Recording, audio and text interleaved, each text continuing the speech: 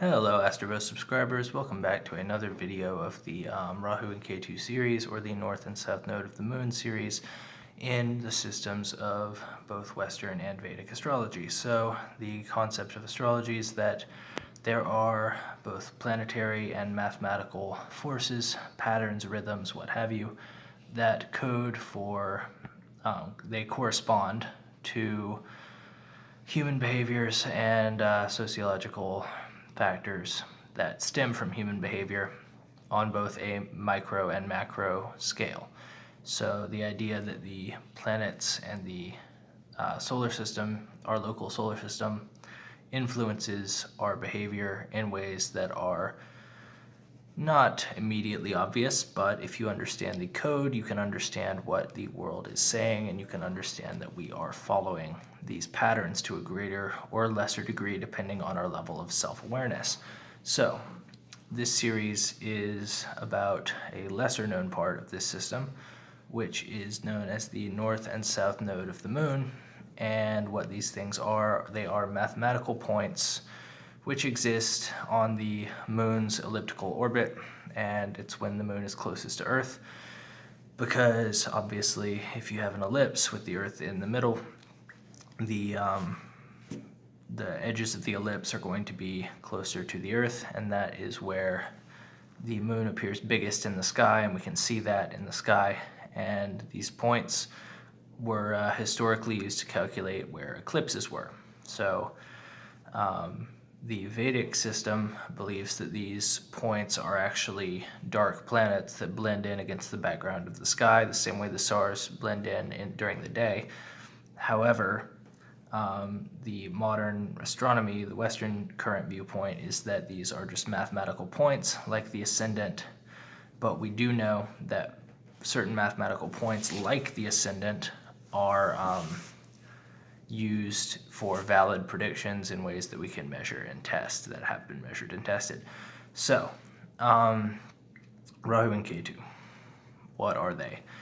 So these are two parts of the same cosmic being, Rahu being the head, or the north node of the moon being the head, and the south node of the moon being the tail.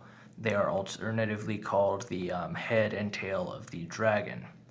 Now, the best way to conceptualize these things is Rahu is what we are here to do in this life to accomplish. It is what we have anxiety for. It is what we are not necessarily the best at, but we want to achieve.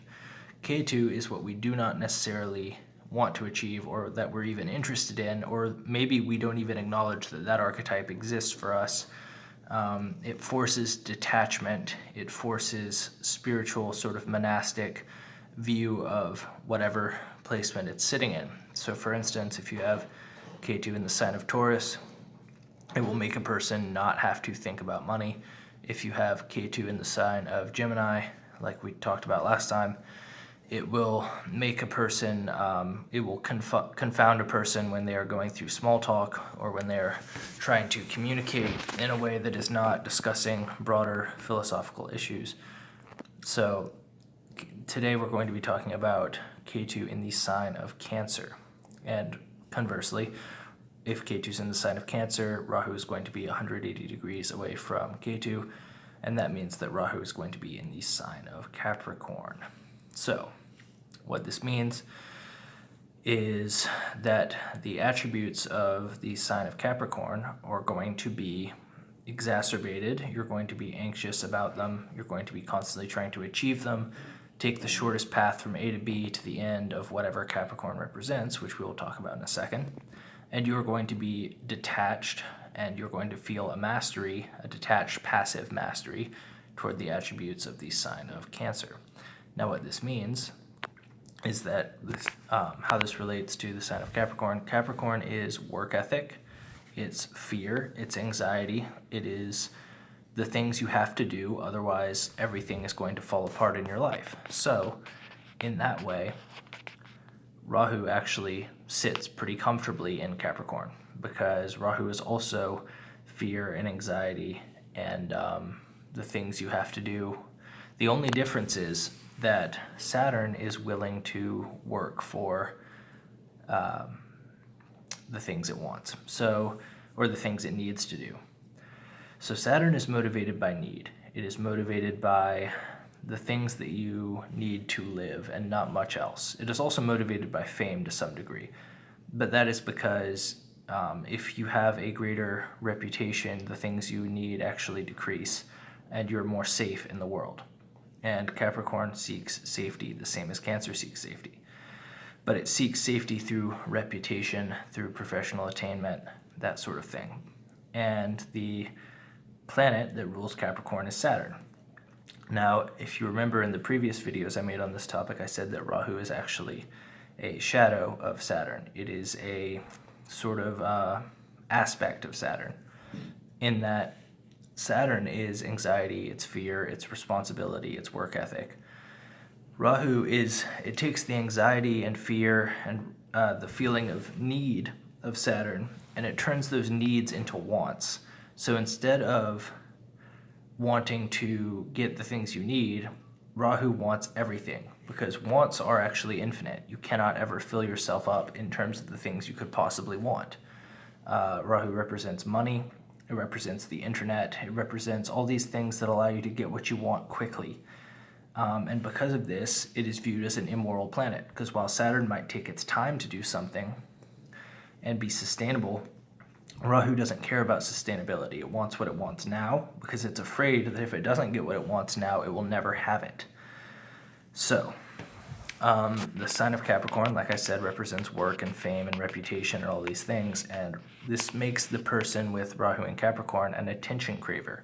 They want all the fame, all the reputation, the highest career, the best status now. And so if Rahu is sitting with malefics, if Rahu is sitting with Mars, if Rahu is sitting with even Rajasic planets like Venus and Mercury, this can make a person very superficial.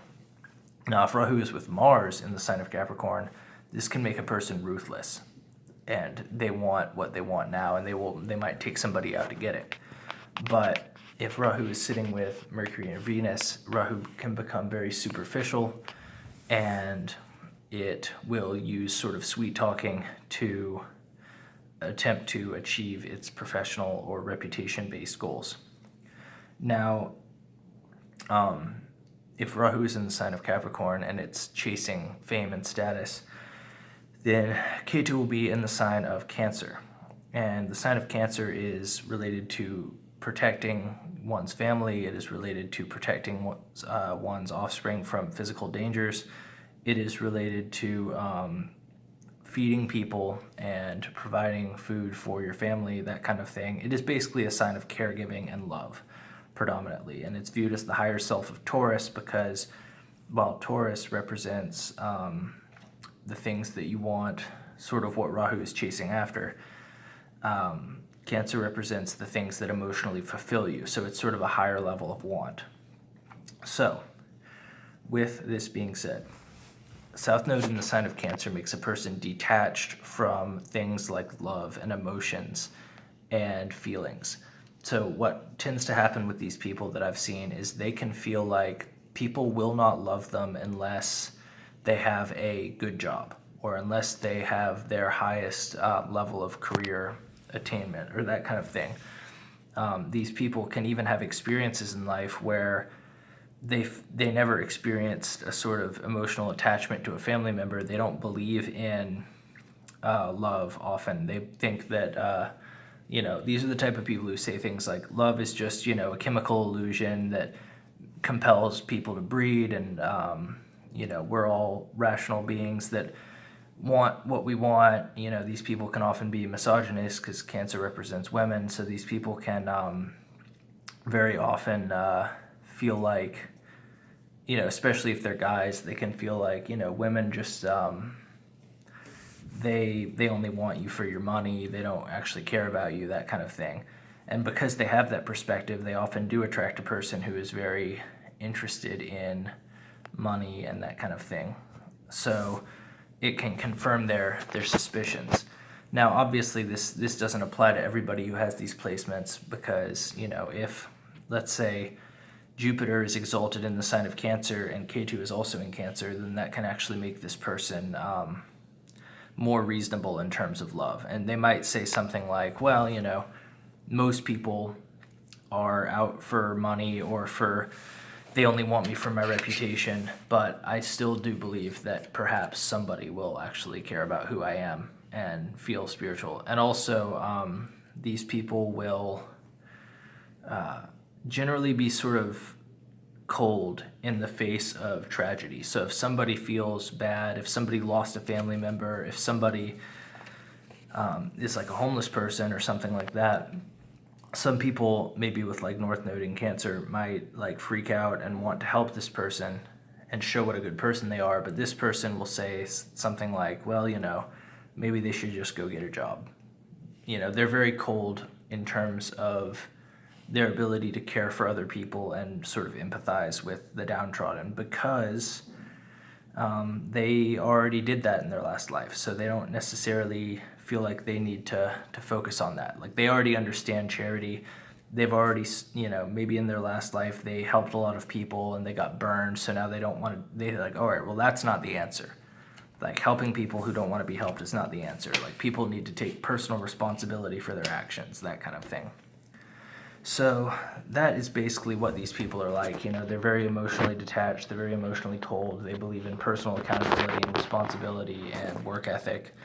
And, they view people that are sort of immediately charitable and reflexively compassionate as like wishy-washy and that kind of thing. So that was my analysis of Rahu in the sign of Capricorn and South Node in the sign of Cancer. Tune in next time. We're going to be doing South Node in the sign of Leo and North Node in the sign of Aquarius, so check that out.